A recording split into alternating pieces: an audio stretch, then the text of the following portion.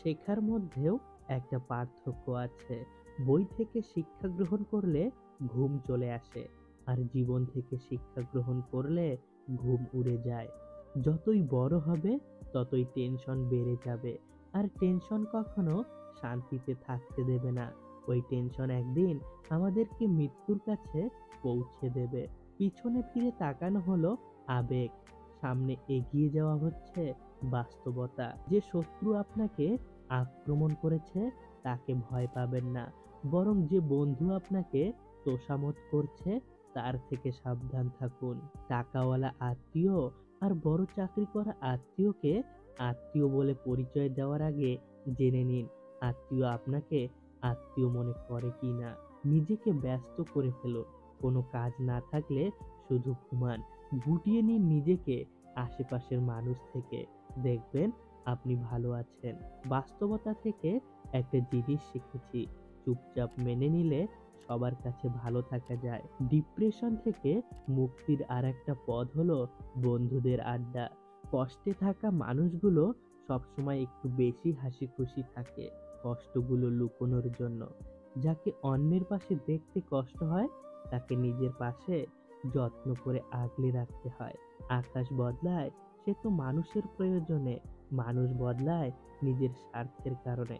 স্বার্থপর মানুষ সবকিছুতেই স্বার্থ খুঁজে বেড়ায়, স্বার্থ হাসিল হলে আঘাত করে কেটে পড়ে।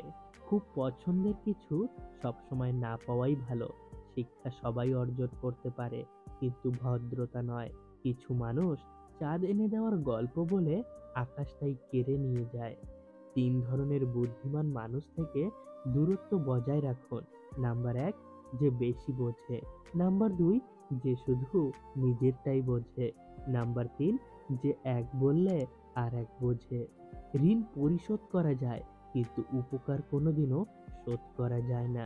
সেতু আর দেয়াল একই উপাদান দিয়ে তৈরি, কিন্তু সেতু মানুষকে সংযুক্ত করে, আর দেয়াল মানুষকে ভাগাভাগি করে। সুতরাং সঠিক জিনিস সবসময় বেছে নেওয়ার চেষ্টা করুন। সুখ কখনো জোর করে জীবনে আনা যায় না।